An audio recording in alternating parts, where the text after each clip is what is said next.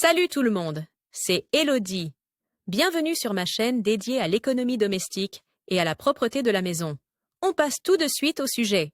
Nausées, diarrhée, vomissements, ce sont les symptômes typiques d'une gastro-entérite. Non seulement elle est très désagréable, mais elle laisse aussi des impuretés dans la maison et de mauvaises odeurs. Différents agents pathogènes peuvent être responsables d'une gastro-entérite, des virus aux bactéries en passant par les salmonelles. Selon le type de malfaiteur, la période d'incubation est plus ou moins longue et le risque de contagion peut persister jusqu'à plusieurs semaines. Il est donc particulièrement important de veiller à l'hygiène et à la propreté, en particulier dans la salle de bain, pendant et après la maladie. Tu trouveras ici les étapes à suivre pour remettre de l'ordre dans ta maison lorsque tu te sentiras mieux. Remarque préliminaire. Ces conseils s'appliquent aux maladies gastro-intestinales légères. Si possible, consulte ton médecin traitant pour savoir si tu dois respecter des consignes d'hygiène particulières. Après une gastro-entérite, tu dois absolument laver toutes les serviettes, les torchons et les draps utilisés, si possible en les faisant bouillir ou à 60 degrés. Pour un nettoyage en profondeur de ton linge blanc,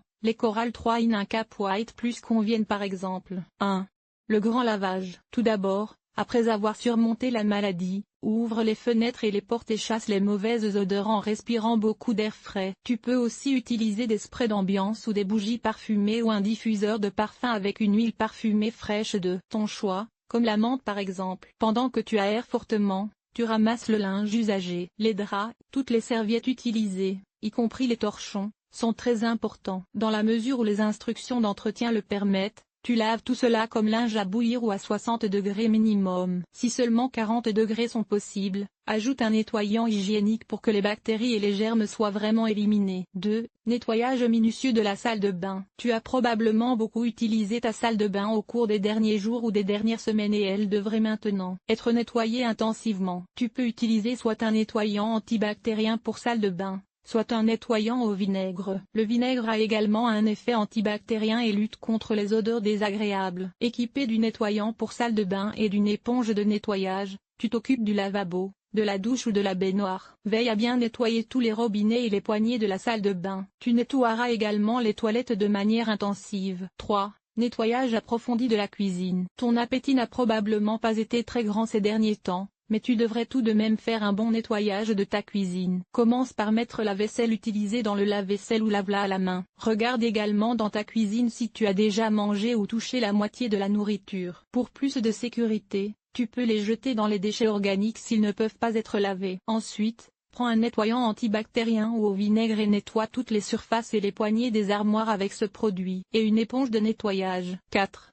Pour finir, essuyer les interrupteurs et les poignées de porte. Il ne faut surtout pas oublier d'essuyer les interrupteurs et les poignées de porte. Ils sont souvent oubliés lors du nettoyage et constituent un terrain de jeu pour les germes pathogènes. Pour les nettoyer rapidement, tu peux les essuyer avec des lingettes antibactériennes. Si tu veux recourir à un remède maison écologique, le vinaigre est un bon choix, car il a un effet désinfectant. Verse quelques gouttes de vinaigre domestique dans de l'eau chaude et utilise une petite éponge pour essuyer les interrupteurs et les poignées de porte. Sèche-les ensuite avec un torchon propre. Maintenant que ta maison est à nouveau fraîche et propre, il est préférable de savourer une tisane à base de sauge, par exemple, qui soulage l'estomac. 5.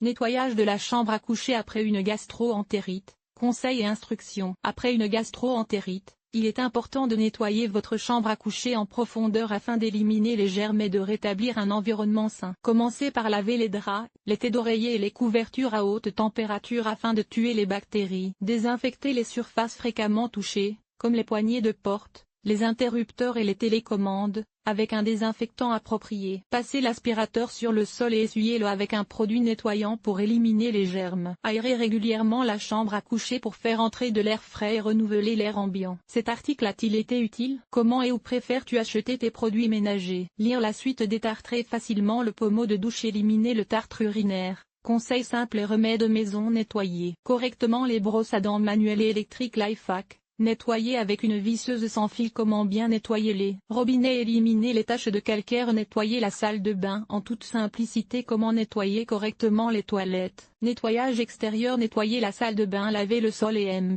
les surfaces famille, organiser le ménage, entretien des vêtements. Nettoyer la cuisine, agir de manière durable, linge.